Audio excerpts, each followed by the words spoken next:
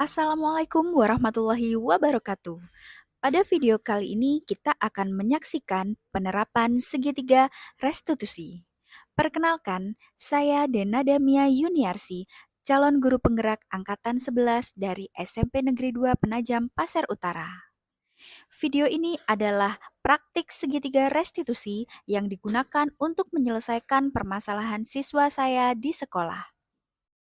Segitiga restitusi adalah suatu proses dialog yang dijalankan guru atau orang tua agar dapat menghasilkan murid yang mandiri dan bertanggung jawab. Terdapat 3 tahapan restitusi. Yang pertama, menstabilkan identitas, kedua, validasi tindakan yang salah, dan yang ketiga, menanyakan keyakinan. Pada tahapan menstabilkan identitas dilakukan dengan berprinsip membuat kesalahan merupakan bagian proses pembelajaran dan mengubah identitas gagal ke identitas sukses.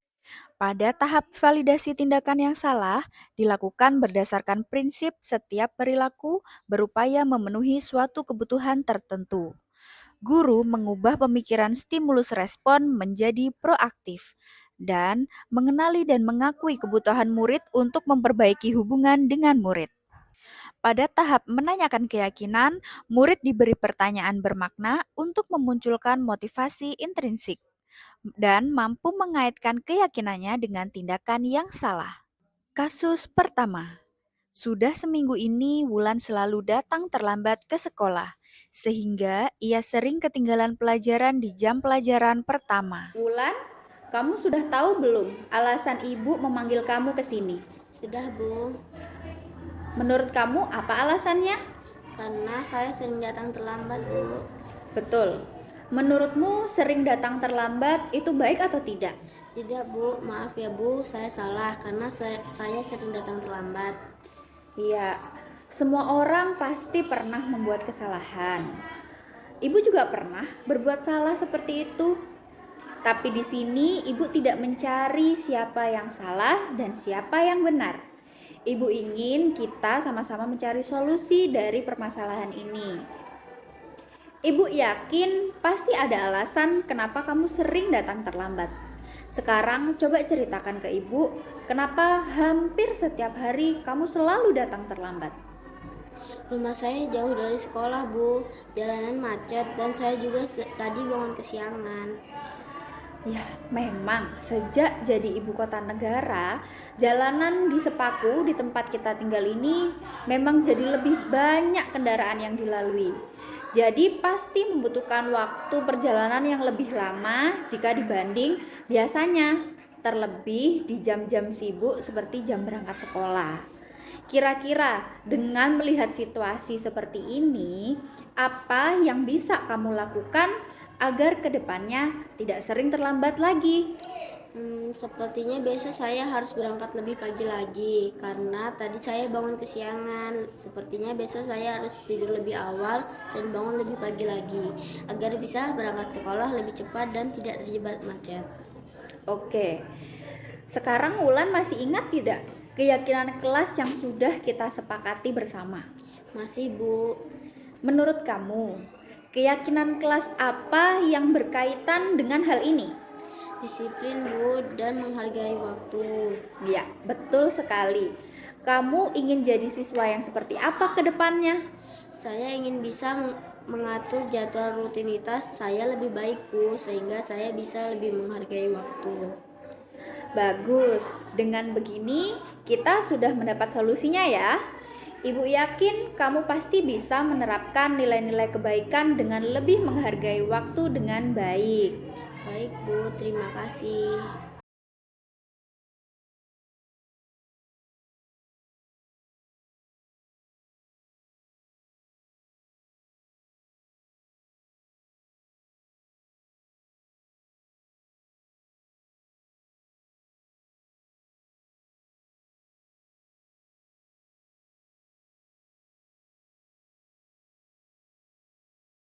Kasus kedua.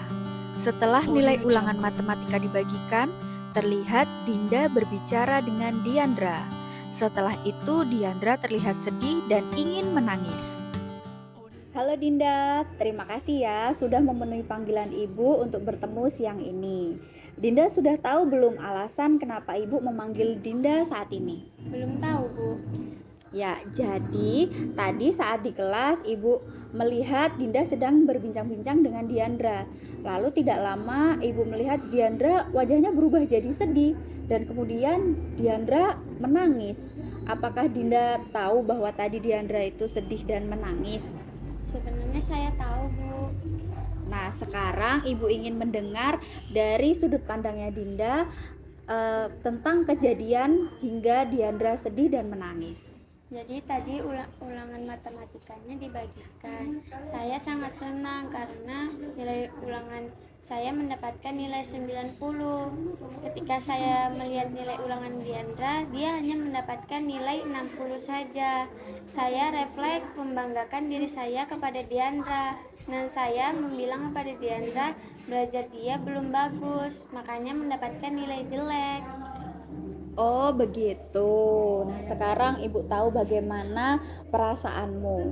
Jika Ibu menjadi kamu, tentu Ibu juga akan merasa bangga karena bisa mendapatkan nilai dengan baik.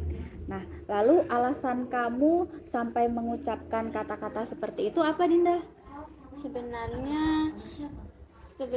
Sebetulnya saya tidak dengan sengaja membuat Diandra sedih karena saya merasa bangga pada diri saya sendiri karena mendapatkan nilai yang sangat bagus.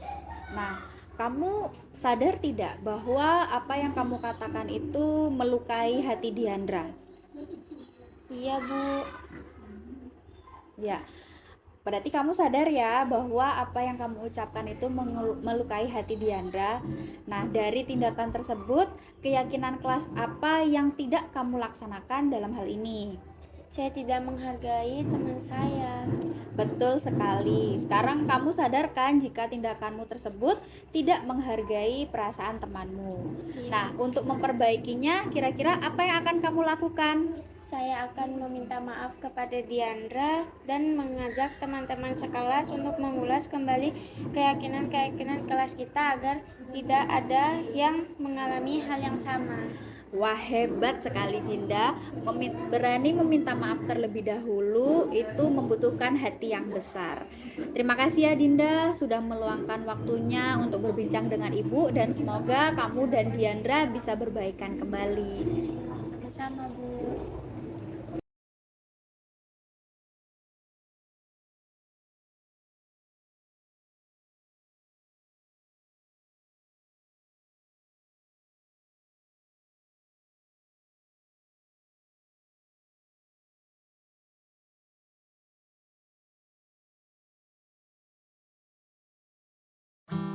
Demikian video penerapan segitiga restitusi.